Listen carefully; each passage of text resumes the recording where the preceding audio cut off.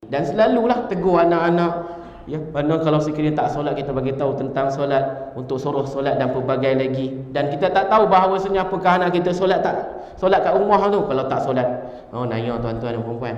Jadi tuan-tuan dan puan-puan yang dikasihi oleh Allah dan diridai Allah Subhanahu Wa Taala, ajarlah anak tentang solat. Dan dalil-dalil yang berkaitan tentang solat, Al-Quran dan juga hadis, begitu banyak orang yang mana terlalu, boleh katakan melampau di dalam tinggalkan solat. Jadi tuan-tuan dan puan-puan, bagi tahulah kepentingan yang mana solat ini terlalu penting pada anak-anak.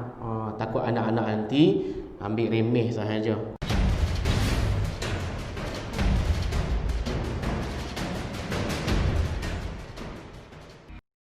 Assalamualaikum warahmatullahi wabarakatuh. A'udzu billahi minasyaitonir rajim. Bismillahirrahmanirrahim. Alhamdulillahi rabbil alamin. Wassalatu wassalamu ala Rasulillah sallallahu alaihi wasallam ajma'in. Wala haula wala quwwata illa billahil aliyyil azim.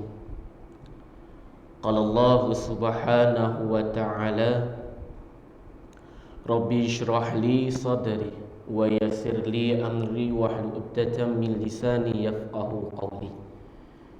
Qalu subhanaka la ilma lana illa ma 'allamtana innaka antal alimul hakim. Wa qala an-nabiy sallallahu alaihi wasallam, ballighu anni walau ayah. Sadaqallahul azim wa sadaqa Rasulullah sallallahu alaihi wasallam ajma'in. Wa nawayna ta'alluma wa ta'lim wa tadhkura wa tadhkir wa naf'a wal intifa' wal ifadata wal istifadah wal hassa ala tamasuki bi kitabillah wa sunati Rasulillah sallallahu alaihi wasallam, ad-du'a ila al-huda, ad-dalalah ala al-khair, ibtigha'i wajhillah wa mardatihi wa thawbihi wa qurbihi subhanahu wa ta'ala. Amma ba'du. Alhamdulillah summa alhamdulillah ala ni'matihi wa ala rizqihi wa kulli syai'. Syukur kita pada Allah Subhanahu wa ta'ala, dan terus syukur pada Allah Subhanahu wa ta'ala atas kenikmatan yang diberikan olehnya, dan rezeki diberikan olehnya, dan semua apa yang diberikan olehnya. Kerana daripadanya lah bahawasanya apa? Iaitu Allah yang mana telah menghidupkan kita dan juga mematikan kita, dan dialah hak segala-galanya. Dan Allah Subhanahu wa ta'ala telah pilih kita, memilih kita bukan kerana saja-saja. Pasti dan mesti ada hikmah yang tersendiri. Kalimat yang mana kita dengar yang dipilih ni, apakah hanya daripada kalam-kalam biasa sahaja, daripada orang-orang soleh, orang-orang yang baik, orang yang alim? Tak. Hakikatnya bukan daripada itu sebenarnya. Bukan juga daripada sahabat-sahabat Nabi, dan juga bukan daripada iaitu Nabi Muhammad. Hakikatnya Allah Subhanahu wa ta'ala yang berfirman sendirinya, yang mana kita ni dipilih oleh Allah, Allah yang pilih. Dan itu yang telah difirmankan oleh Allah Subhanahu wa ta'ala. Bukti di dalam surah Al-Hajj, Allah Subhanahu wa ta'ala berfirman, huwajtabakum, dan dialah Allah Subhanahu wa ta'ala memilih kalian semua di dalam agama Allah Subhanahu wa ta'ala. Dan apa lagi? Tambah lagi ayat, wa ma ja'ala 'alaikum fid dini minal haraj. Dan tidak sekali-kali Allah Subhanahu wa ta'ala apabila meletakkan kita di dalam agama Allah Subhanahu wa ta'ala memberatkan dan membebankan. Allah tak bebankan kita, Allah tak beratkan kita, Allah mudahkan kita. Bukti ketika kita solat safar, kita boleh melakukan jamak, betul? Betul. Ketika waktu apa lagi yang mana Allah Subhanahu wa ta'ala perintahkan kita solat, kan kita diwajibkan berdiri, betul? Allah mudahkan dengan cara duduk. Nampak situ? Allah tak bebankan yang mana orang pegang agama Allah Subhanahu wa ta'ala. Yang mana jadi beban adalah orang yang mana tak terima, tak reda, menolak, bangkang apa yang Allah berikan. Padahal hakikatnya apabila kita terima, alhamdulillah, mudah. Dan sebab itulah kalau sekiranya kita kena ujian, tuan-tuan dan puan-puan, kita tahu semalam catat tinggi 3,000 lebih. Allahu Akbar. Dan hari ini saya tak tahu macam mana jumlah. Mungkin dalam berapa ribu, Allahu alam. Mungkin tuan-tuan dan puan-puan tahu, ayah ibu tahu. Allah. Tapi itulah yang mana bukti bahawasanya Allah Subhanahu wa ta'ala nak tunjukkan bahawasanya dialah yang kuasa. Hak Allah Subhanahu wa ta'ala boleh jadi ia baik dan boleh jadi ia tak baik. Poinnya apa? Segala-galanya daripada Allah Subhanahu wa ta'ala. Pada waktu PKPB kita tahu bahawasanya Selangor dan Kuala Lumpur macam mana tak boleh nak berjamaah dan pelbagai lagi. Dan itu adalah salah satu perintah yang mana daripada ulul amri, dan itu kita kena follow. Dan negeri-negeri yang lain dapat solat, alhamdulillah. Di sini dapat ujian pun, alhamdulillah. Semua alhamdulillah. Jangan pernah iaitu katakan selain daripada alhamdulillah apa dia? Marah pada Allah Subhanahu wa ta'ala. Tak, ini adalah ujian yang mana Allah berikan kepada kita. Kita syukur pada Allah Subhanahu wa ta'ala. Yang mana poin dia adalah kita kena fikir, kita kena risau, kita kena bimbang yang mana terjadi pada sekarang ni. Banyak anak-anak muda hanya mendapatkan pada waktu-waktu yang lebih dia tu apa dia? Melakukan perkara sia-sia. Kita fikir bagaimana cara untuk dia kembali kepada Allah Subhanahu wa ta'ala. Salah satunya doa pada Allah Subhanahu wa ta'ala. Maaf, mukadimah panjang pula dah. Astagfirullah.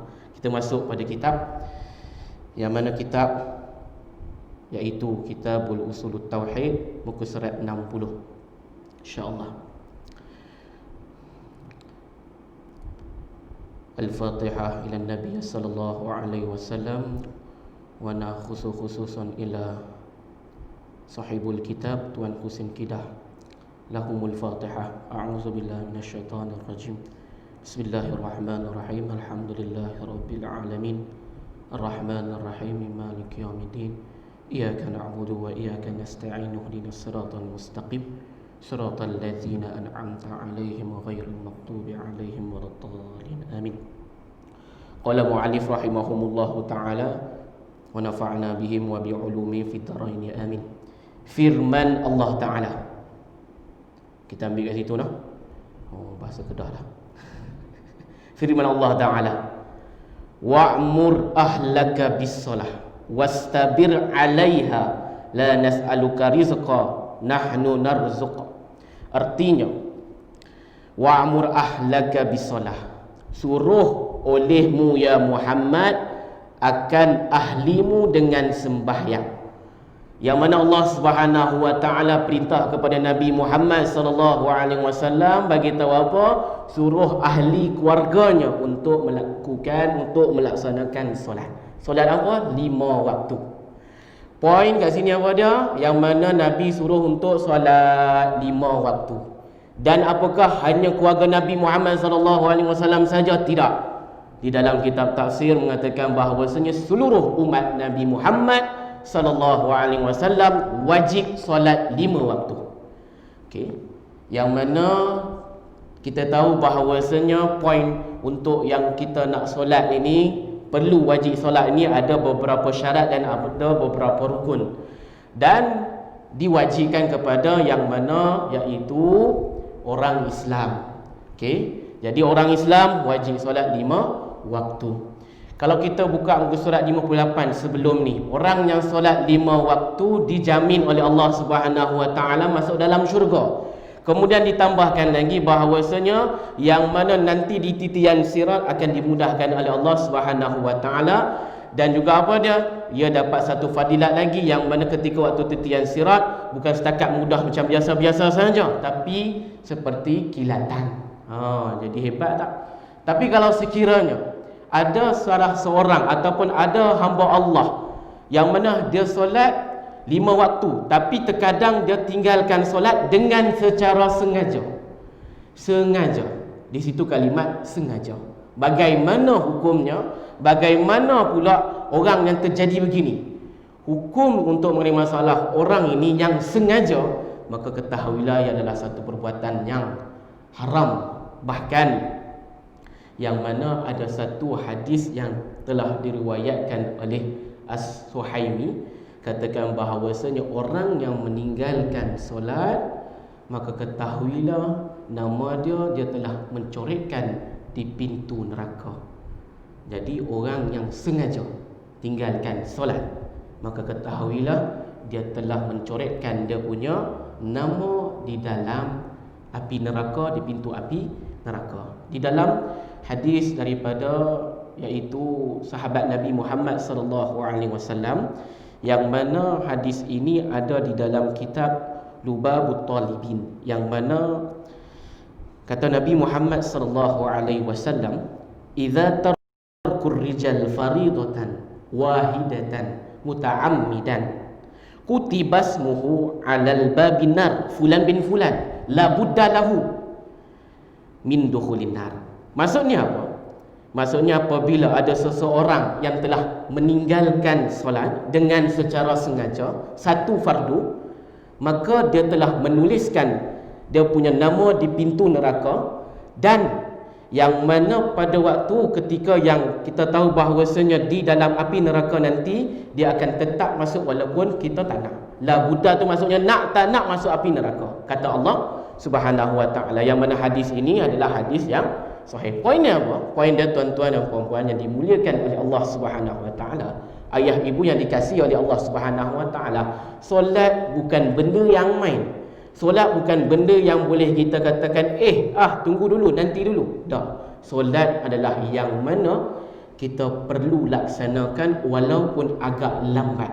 Orang yang mana awal waktunya, ketahuilah Allah Subhanahu wa taala telah jaminkan ia masuk di dalam syurga Allah Subhanahu wa taala dengan tanpa hisab. Hadis daripada Sayyidatina Aisyah radhiyallahu anha, yang mana kata Sayyidatina Aisyah radhiyallahu anha, dan hadis ini adalah hadis yang berupa hadis qudsi.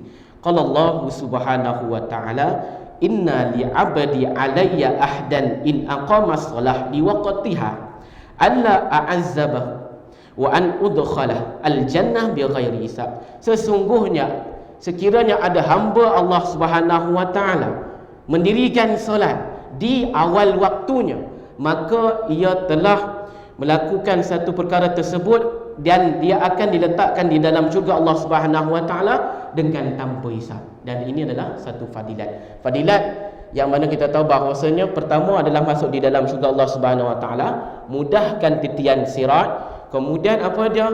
Iaitu tanpa hisab. Orang yang meninggalkan pula dia telah menempah untuk masuk di dalam api neraka. Dan solat bagaimana yang Allah Subhanahu wa taala suka, Allah Subhanahu wa taala tengok, Allah Subhanahu wa taala pandang, dan Allah Subhanahu wa taala redha. Apakah solat bersendirian, apakah solat berjamaah? Semua Allah Subhanahu wa taala pasti dan mesti tengok, lihat, pandang. Dan yang mana Allah Subhanahu wa taala tak terima adalah solat yang mana gopo gapah, kelam kalibut, terburu-buru nak buat macam orang dulu kata patuk ayam. Dan ini yang mana dia telah langgar rukun dan pelbagai lagi. Dan ada satu syarahan daripada Kitabul Hikam mengatakan bahawasanya orang yang selalu kelam kabut, kelam kelibut dan terburu-burunya adalah ia telah bersahabat dengan syaitan. Kerana apa? Syaitan amat gemar dengan perkara-perkara yang pantas, yang laju dan pelbagai lagi. Dan ini ada bab dia tersendirilah. Bab dia apa? Bab dia adalah pada waktu ibadah. Ibadah, kalau benda-benda perkara yang nak laju ni, minta maaf tuan-tuan dan puan-puan, lebih baik hindarkan.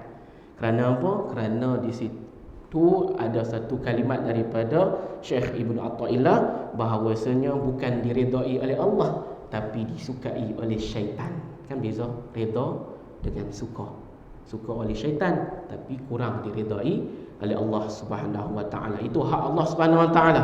Nak reda ataupun tidak adalah hak Allah Subhanahu wa taala. Yang penting tuan-tuan dan puan-puan, ayah-ayah, ibu-ibu semua melakukan solat. Dan solat ini apa dia? Dalam kitab Fathul Qarib telah terangkan bahawa solat adalah asal kalimat ataupun boleh dikatakan dia punya bahasa tu ad-doa. Solat tu doa, tuan-tuan. Solat tu doa yang mana kita mengharap dan meminta pada Allah Subhanahu wa taala. Ada satu kisah yang mana waktu ketika saya mengaji di Jawa, okey, dan ada seorang kawan yang mana sekarang beliau sambung master di Indonesia. Beliau ceritakan yang mana kisah ini adalah kisah yang telah dilalui oleh Kiai Haji Abdul Rahman Wahid, iaitu presiden yang keempat Indonesia. Kan kita tahu bahawasanya presiden yang pertama adalah Soekarno, Soeharto, B.J. Habibie ataupun dalam Indonesia panggil B.J. Habibie, dan Kiai Haji Abdul Rahman Wahid. Yang mana nak bagi tahu bahawasanya setiap yang kita katakan bahasa Arab ni bukanlah semua doa. Ada yang mana tidak doa. Okey. Cerita dia begini, yang mana pada waktu tu Kiai Haji Abdul Rahman Wahid bawa rombongan jamaah haji. Okey, dia bawa rombongan jamaah haji pergilah ke satu tempat. Ke satu tempat yang mana tempat tu banyak orang Arab tengah melakukan hal sedemikianlah, maksudnya hal ada yang tengah main tengah tu dan pelbagai lagi. Dan ada jemaah Indonesia ni ternampak ada dua orang tengah bergaduh. Okey, dua orang tengah bergaduh dan jemaah Indonesia ni pun pergi dekat dengan orang yang dua orang tengah bergaduh tu lah. Sambil-sambil tu dia angkat tadah tangan. Yang dua orang tengah bergaduh tu cakap apa? Dia cakap, ya kalbun, ya ghabi, ya khinzir, amin, amin, ya kalbun, amin, ya khinzir, amin, ya ghabi, amin, amin. Semua dia amin. Ni faham tak faham ni? Tak faham dah? Saya ulang balik. Ada satu jamaah, yang mana jamaah ni pergi satu jalan-jalan, dia nampak dua orang tengah gaduh. Okey, kita tahu bahawasanya bahasa Arab ni ada apa nama dia, doa kan? Kan kita panjatkan doa dalam bahasa Arab. Tapi tak semua yang mana kita cakap semuanya adalah doa. Okey, kat situ poin dia. Terus kemudian apa yang terjadi? Yang dua orang tengah gaduh tu, jamaah tu datang. Jamaah tu datang dengar yang mana dua orang tengah gaduh tu sebut ya kalbun, ya khinzir, ya ghabi. Maksud dia apa? Maksud dia wahai anjing, wahai khinzir, wahai orang bodoh. Dia amin, amin, amin. Kat situ. Maksudnya apa? Setiap yang mana kita ni tuan-tuan dan puan-puan yang dimuliakan oleh Allah Subhanahu wa taala, tak semestinya yang mana bahasa Arab tu semua doa. Ada juga yang mana tidak doa. Nak bagi tahu dekat sini yang mana kita perlu tahu bahawasanya beza antara doa dan juga bukan doa. Yang tadi itu bukan doa. Dan ini kisah ni diceritakan memang betul-betul terjadilah pada waktu yang mana rombongan tu dibawa oleh presiden yang keempat tu. Baiklah tuan-tuan yang dimuliakan oleh Allah, dikasihi oleh Allah Subhanahu wa taala, asal muasal yang mana solat ini adalah doa. Kalimat jamak dia adalah solawat. Jadi kalau kita dengarlah yang mana Nabi Muhammad sallallahu alaihi wasallam kan ada kalimat solawat tu ataupun selawat kan pada Nabi Muhammad sallallahu alaihi wasallam. Jadi apa poin dia? Solawat itu adalah doa kepada Nabi Muhammad sallallahu alaihi wasallam, dan salam tu maksud dia apa? Sejahtera, keamanan kepada Nabi Muhammad sallallahu alaihi wasallam. Dan siapakah istiharkan kalimat sallallahu alaihi wasallam, iaitu Allah Subhanahu wa taala, yang mana kita tahu ada di dalam surah Al-Ahzab, yang mana kalau kita baca innallaha wa malaikatahu yusholluna 'alan nabi ya ayyuhallazina amanu shallu, dan itulah yang mana kita nampak bahawasanya doa yang mana Allah Subhanahu wa taala suruh panjatkan kepada Nabi Muhammad sallallahu alaihi wasallam. Betapa hebatnya baginda Nabi Muhammad sallallahu alaihi wasallam, dan itu boleh kita lihat kalau kita tengok di dalam kitab apa beza antara alaihi salam dan sallallahu alaihi wasallam. Yang mana sallallahu alaihi wasallam hanya khas kepada Nabi Muhammad sallallahu alaihi wasallam, tak boleh tukar. Yang mana contoh Nabi Muhammad rahimahumullah tak boleh tukar, Nabi Muhammad karamallahu wajhah. Yang mana di dalam kitab Kashifatus Sajak terangkan bahawasanya kalau sekiranya ada seseorang hamba Allah berani-rani tukar rahimahumullah dan juga karamallahu wajhah, maka hukumnya adalah hukum dia haram. Okey, saya ulang balik. Mungkin ada di antara sahabat-sahabat kita atau kawan-kawan kita berkata pada Nabi Muhammad sallallahu alaihi wasallam, dengan Nabi Muhammad sallallahu alaihi wasallam rahimahumullah, dengan Nabi Muhammad sallallahu alaihi wasallam karamallahu wajhah.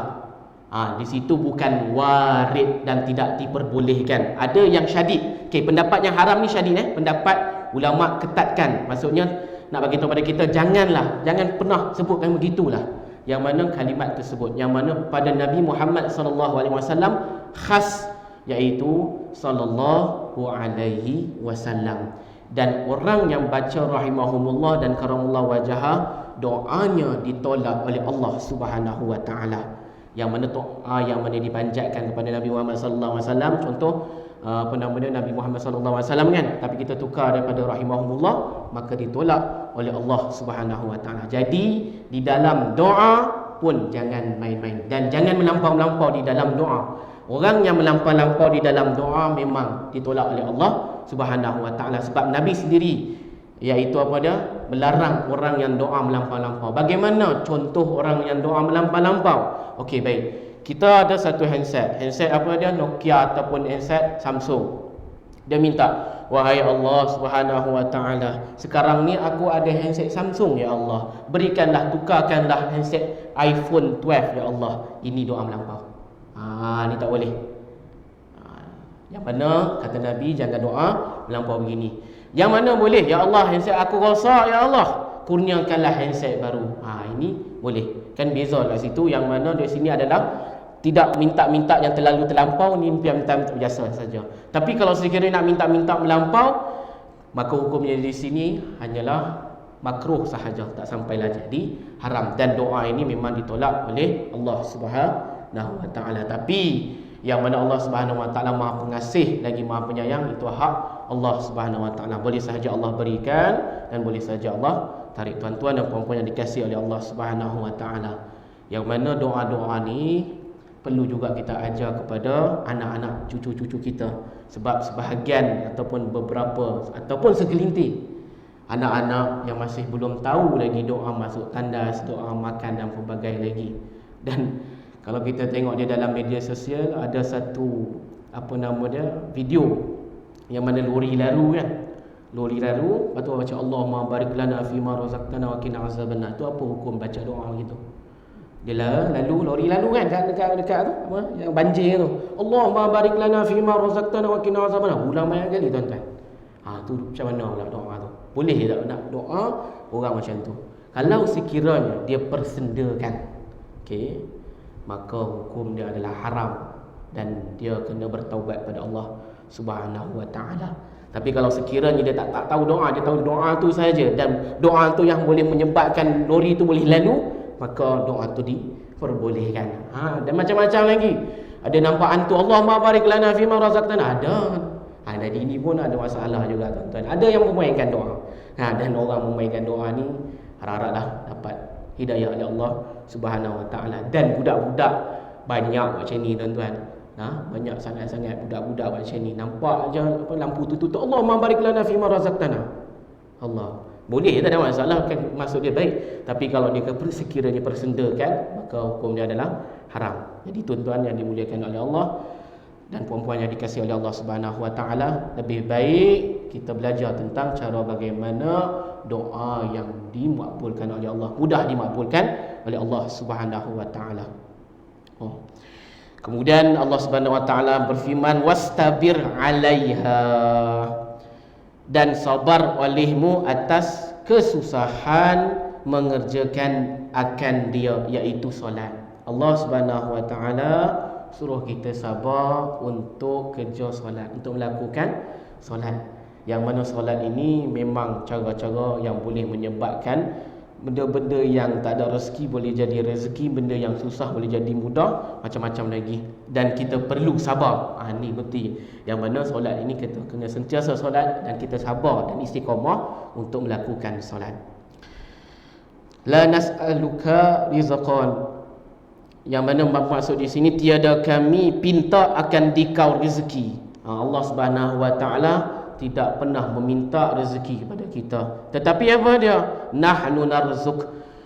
Bermula kami yang memberi rezeki akan dika. Allah lah yang memberikan rezeki kepada kita. Dan ini kita kerap sangat-sangat dengar bahawasanya Allah berikan rezeki kepada kita, yang mana kita perlu tanamkan, kita perlu letakkan, kita perlu pahatkan bahawasanya Allah lah yang memberikan rezeki kepada kita, bukan makhluk. Hanya Allah Subhanahu Wa Taala lah yang memberikan rezeki kepada kita. Dan ini akidah yang betul. Kalau sekiranya kita katakan bahawasanya makhluk, orang ataupun haiwan ataupun tumbuhan yang berikan rezeki kepada kita, maka ketahuilah itulah akidah yang salah. Yang mana semua tadi yang kita sebutkan tadi apa dah? Itu adalah asbab sahaja tuan-tuan. Yang mana asbab ini kita perlu ambil juga macam mana pun, tapi hakikatnya daripada Allah Subhanahu Wa Taala. Hebat sangat-sangat Allah Subhanahu Wa Taala. Tidak layak untuk menghina, tidak layak untuk mencaci, dan tidak layak untuk menjatuhkan ataupun membawakan Allah Subhanahu Wa Taala. Orang-orang yang melakukan hal begini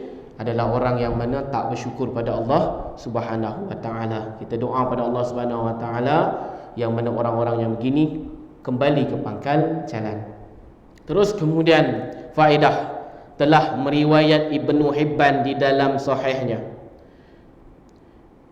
daripada hadis Sayyidina Abdullah bin Sayyidina Umar radhiyallahu anhuma marfu'ah, innal abda idza qama yusalli utiya bi dhunubihi fudi'at ala ra'sihi aw ala atiqihi fa kullama raka'a aw sajada tusaqata hatta la yabqa minha syai'un insyaallahu ta'ala. Artinya bahawasanya hamba apabila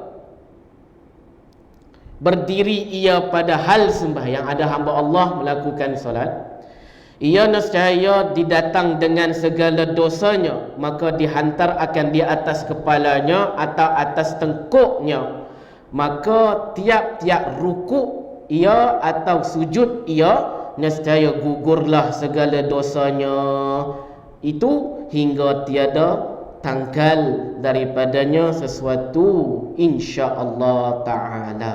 Apa yang dimasukkan di sini bahawasanya ada hamba Allah berdiri kemudian melakukan sembahyang ataupun solat, dan dosa-dosanya ada di dalam tengkuknya, di dalam bahunya, di atas bahunya, di atas tengkuknya. Ketika waktu dia rukuk, maka dosa-dosanya dihancurkan ataupun digugurkan oleh Allah Subhanahu Wa Taala. Ketika waktu sujud, digugurkan oleh Allah Subhanahu Wa Taala. Jadi fadilat yang seterusnya apa yang tadi, yang keempat apa dia? Allah Subhanahu Wa Taala mengampunkan dosa-dosa orang yang melakukan solat. Allah akan ampunkan orang yang melakukan solat. Tuan-tuan dan puan-puan yang dikasihi oleh Allah, yang diridai oleh Allah Subhanahu Wa Taala, insya-Allah apa dia? Yang mana kalau sekiranya kita melakukan solat, ketahuilah Allah akan ampunkan kita. Begitulah yang kita perlu ajarkan kepada sahabat-sahabat kita. Kita bagi tahu kepada anak cucu kita bahawasanya solat ini banyak fadilahnya, banyak keuntungannya, banyak faedahnya, banyak keistimewaannya, yang mana bagi anak kita cinta kepada solat, nak solat, dan dia boleh lakukan solat dengan cara yang mana Nabi SAW lakukan. Salah satunya berjamaah. Anak-anak tak tahu, anak-anak tak faham. Yang perlu bagi tahu, yang perlu bagi faham adalah diri kita sendiri ini. Kalau sekiranya kita tak bagi tahu mereka, tak berikan faham kepada mereka, memang daripada Allah Subhanahu Wa Taala. Tapi yang kita adalah asbab sahaja, maka ketahuilah anak-anak itu mungkin akan susah untuk melakukan solat dan susah tak nak berjamaah. Padahal berjamaah ini kita tahu bahawasanya pahalanya 27. Dan kalau sekiranya kalau tak buat, maka akan dapat satu sahaja. Kemungkinan satu tu boleh jadi kosong, tuan-tuan dan puan-puan. Apabila satu menjadi kosong, nah sia-sia sahaja. Macam mana boleh jadi satu menjadi kosong? Ketika yang mana dia solat itu bukan kerana Allah, yang kedua dia buat kelang kabut, yang ketiga dia buat main-main sahaja. Maka dengan itu tuan-tuan dan puan-puan, ajarlah anak solat dengan sabar, ajarlah anak solat dengan cara baginda Nabi Muhammad sallallahu alaihi wasallam. Dan ini perlu buat, takut-takut nanti ya boleh dituntut dekat akhirat. Jadi tuan-tuan dan puan-puan yang dikasihi oleh Allah Subhanahu Wa Taala, ajar cucu. Walaupun kita tahu bahawasanya ada anak, untuk ajar cucu tersebut, maka kita pun boleh untuk lakukan hal itu. Sebab apa? Insya-Allah berkat yang mana kita ajar tu akan dapat pahala dekat akhirat nanti. Dan selalulah tegur anak-anak. Ya, mana kalau sekiranya tak solat, kita bagi tahu tentang solat, untuk suruh solat dan pelbagai lagi. Dan kita tak tahu bahawasanya apakah anak kita solat kat rumah tu kalau tak solat. Nanya tuan-tuan dan puan-puan. Jadi tuan-tuan dan puan-puan yang dikasihi oleh Allah dan diridai Allah Subhanahu Wa Taala, ajarlah anak tentang solat. Dan dalil-dalil yang berkaitan tentang solat, Al-Quran dan juga hadis, begitu banyak orang yang mana terlalu, boleh katakan melampau di dalam tinggalkan solat. Jadi tuan-tuan dan puan-puan, bagi tahulah kepentingan yang mana solat ini terlalu penting pada anak-anak.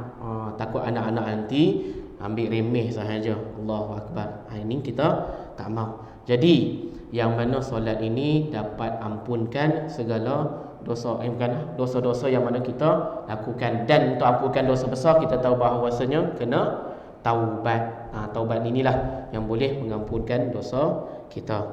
Okey, baik.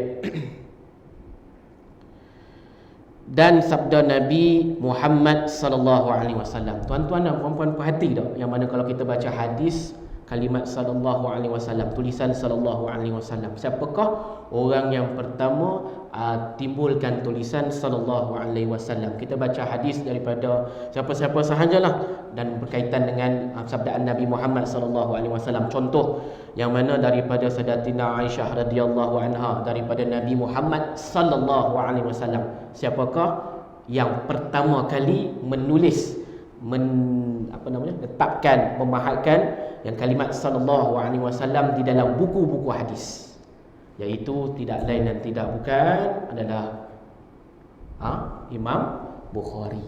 Imam Bukhari lah orang yang pertama yang menulis sallallahu alaihi wasallam di dalam kitab-kitab, di dalam buku-buku. Dan guru Imam Bukhari dahsyat dan teramat dahsyat. Beliau pegang kitab, beliau pegang pen selama 30 tahun, tak ada makan langsung dengan tangan dia sendiri.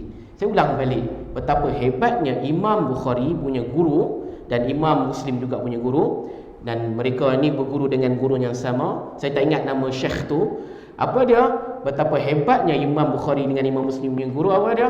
Ketika waktu yang mana selama 30 tahun hidupnya, yang mana syekh tersebut menulis kitab, menulis buku-buku hadis dengan pennya sebelah kanan, dan tidak pernah makan dengan tangan kanannya, yang mana yang dia makan ketika waktu disuap hanya oleh isterinya. Betapa hebatnya guru Imam Bukhari dan Imam Muslim dengan ilmunya, dengan kitabnya. Hebat, terlalu hebat. Dan ada juga ceritakan bahawasanya ada satu syekh namanya Ibnu Abdullah, ketika waktu dia berjalan-jalan, dia pegang kitab.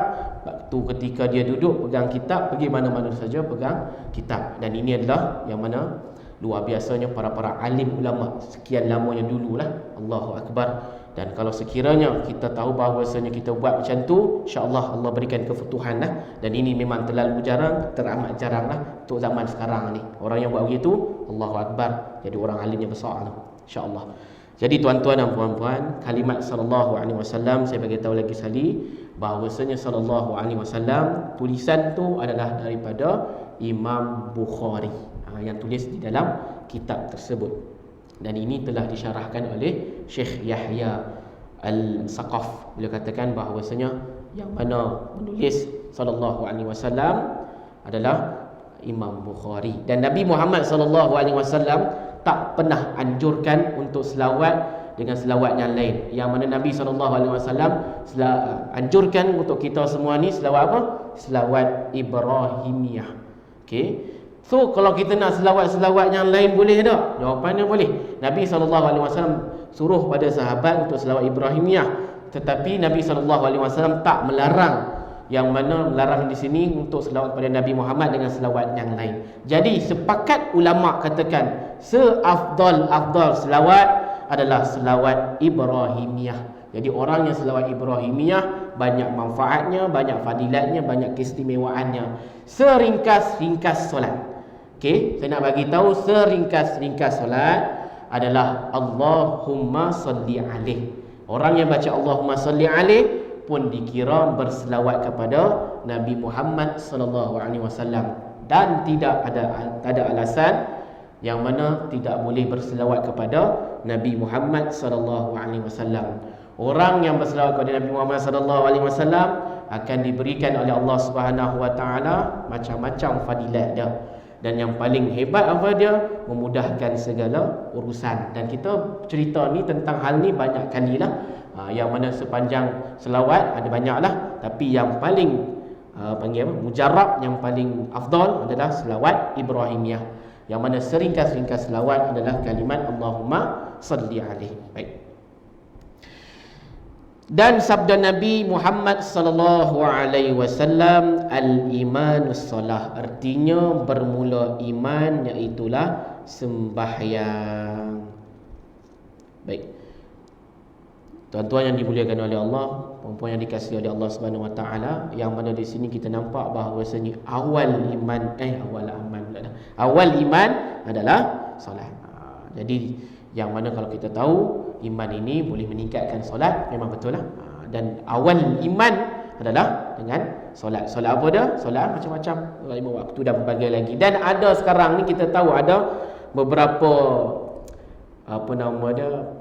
penceramah mengatakan bahawasanya solat 5 waktu dah cukup dah, tak perlu selawat solat-solat yang lain. Selain daripada solat 5 waktu apa dia? Macam solat duha, solat taubat, solat qabliyah, ba'diyah, dah tidak perlu dah. Maksudnya di sini tak ada dah Nabi SAW lakukan. Jawapan dia tidak. Kalau sekiranya kita mendengar kalimat yang mana telah dikeluarkan oleh penceramah ni, memang salah mutlak. Yang dikatakan hanya 5 waktu sahaja. Selain daripada 5 waktu solat sunat-sunat tu memang tidak ada. Especially solat taubat. Yang mana solat taubat Nabi tak pernah lakukan. Minta maaf, jawapan dia salah. Nabi SAW pernah melakukan solat sunat taubat juga. Yang mana ada hadis berkaitan tersebut pernah disyarahkan oleh Syekh Syarizan sendiri di dalam syarahannya. Maksudnya apa? Maksudnya Nabi SAW pernah melakukan solat sunat yang lain juga, macam qabliyah dan ba'diyah dan pelbagai lagi. Dan ini memang telah terjadi di dalam media sosial, tuan-tuan dan puan-puan yang dimuliakan oleh Allah. Jadi apa dia? Poinnya di sini nak katakan bahawasanya solat itu adalah awalnya iman. Solat itu boleh meningkatkan iman. Solat itu boleh membuatkan kita, menambahkan diri kita menjadi beriman pada Allah Subhanahu wa taala. Dan solat ini ada banyak lagi fadilah dia. Dan ini kita baca daripada muka surat 58 sampai 65 sampai 60 ada 5. Jadi yang pertama adalah memudahkan masuk dalam syurga Allah Subhanahu wa taala. Yang kedua, mudahkan untuk titian sirat. Yang ketiga, tanpa hisab. Yang keempat, ampunkan dosa. Yang kelima iaitu apa dia? Iman kita akan ditambahkan oleh Allah Subhanahu wa taala. Jadi solat ini nak bagi tahu sekali lagi, biar tanam pada diri kita ni bahawasanya amat penting. Solat bersendirian ataupun solat jamaah yang paling afdal? Jawapannya berjamaah. Buatlah di rumah, buatlah kalau sekiranya tak dapat di masjid, buatlah di rumah. Allahu Akbar. Dan itulah perkara yang pentinglah untuk diri kita semua, tuan-tuan dan puan-puan yang dikasihi oleh Allah Subhanahu wa taala. Kita tahu bahawasanya yang mana banyak jugalah di antara zaman-zaman sekarang ni, especially budak-budak ni telah melakukan satu pelanggaran, iaitu perintah Allah Subhanahu wa taala. Apa dia? Terutama solat. Kalau sekiranya kita pergi di beberapa daerah, banyak lagi yang mana meninggalkan solat dan tak beratkan anak-anak untuk solat. Bahkan jiran-jiran pun tak ada nak bagi tahu tentang solat dan pelbagai lagi lah. Di dalam satu daerah yang mana kami tengok pantau sendiri, yang mana umur 7 tahun anak-anak biarkan untuk main saja daripada pagi sampailah petang. Terus kemudian hatta yang mana budak-budak tersebut pun banyak yang mana pakai seluar pendek. Kan tak boleh pakai seluar pendek? Boleh. Dan paling penting apa dia, ketika waktu pakai seluar pendek ni di rumah lah, jangan di luar. Takut-takut nanti Allahu Akbar, dia tunjuk ke aurat kat orang, nanti besar-besar pun dia dah biasa dan ditunjuk kat orang lain lagi, dan ia adalah satu perkara yang tak boleh. Tuan-tuan dan puan-puan, yang mana kita tahu bahawasanya zaman-zaman ini zaman dah tenang, zaman-zaman yang dah akhir, dan banyak di antara manusia-manusia telah dipanggil oleh Allah Subhanahu Wa Taala, telah wafat dan berbagai lagi, dan itu pasti dan mesti. Dan diri sendiri, yang mana diri saya ni pun akan dipanggil oleh Allah Subhanahu Wa Taala. Tak lama, mungkin sekejap saja, wallahu alam. Poin dia apa? Poin dia, nak Allah Subhanahu Wa Taala redha pada kita dengan salah satu cara adalah solat. Orang yang solat memang akan dipandang oleh Allah Subhanahu Wa Taala. Memang boleh untuk melakukan sedekah, untuk melakukan hal-hal yang lain dan pelbagai lagi yang tahulah bahawasanya perkara-perkara yang baik. Tapi puncak ataupun dipanggil ra'sulah, kepala lah, adalah solat. Dan solat ini, kalau sekiranya kita buat perkara macam remeh-temeh, tuan-tuan dan puan-puan, Allah Subhanahu Wa Taala akan kurang bagi pada kita. Kalau sekiranya nak lebih Allah berikan kepada kita, maka solatlah. Solat adalah perkara bukan benda yang tak penting, tapi penting. Adik-adik yang dimuliakan oleh Allah, walaupun tak berapa ada adik-adik kat sini, semua yang mana kat sini kita tahu bahawasanya lebih tua daripada adik-adik. Adik-adik bagi tahu dekat sahabat-sahabat adik-adik, apa dia? Untuk solat. Solat berjamaah. Kalau sekiranya tak berjamaah, bolehlah buat bersendirian. Dan ini adalah satu perkara yang perlu ditanamkan oleh anak-anak, kerana risau, takut dan bimbang sebenarnya tuan-tuan dan puan-puan yang dikasihi oleh Allah Subhanahu Wa Taala. Dan orang ataupun boleh dikatakan di dalam keluarga yang paling utama sebenarnya adalah ibu lah. Ibu yang banyak ataupun more spend time dengan anak-anak. Dan ada satu pepatah Arab, apa dia?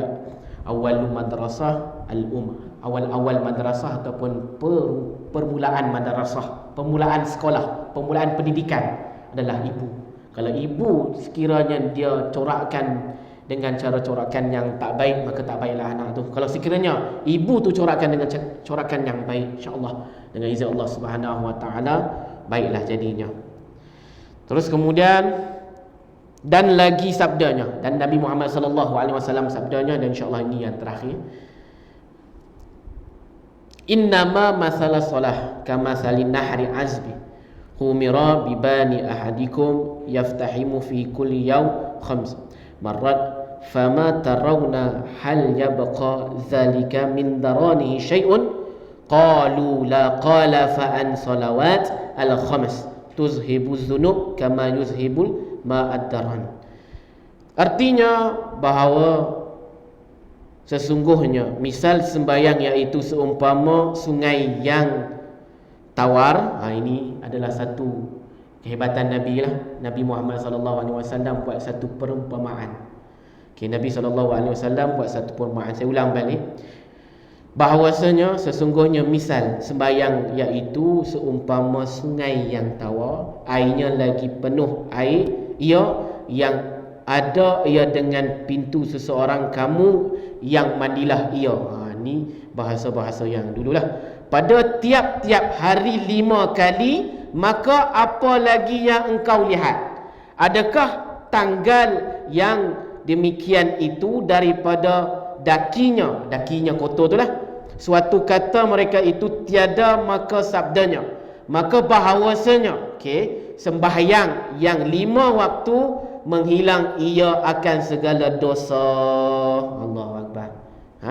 Menghilang akan dia segala dosa, seperti menghilang air akan daki pada badannya. Ini perumpamaan yang Nabi SAW tunjuk kepada kita, bagi tahu pada kita, yang mana kalau sekiranya kita mandi dekat sungai, mandi dekat mana-mana latar, mandi dekat mana-mana air hujan kemudian yang mana kita ni ada daki-daki ni, maka kalau kita mandi sekali, daki dah hilang. Kemudian mandi yang kedua kali, daki dah lagi hilang.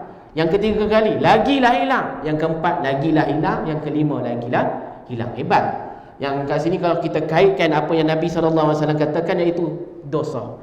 Dosa ni kalau kita buat dengan cara solat, Allah Subhanahu Wa Taala ampunkan. Solat yang mana kalau kita buat fardu ni Allah ampunkan. Solat sunat pun yang kita buat Allah ampunkan. Dosa-dosa yang kecil.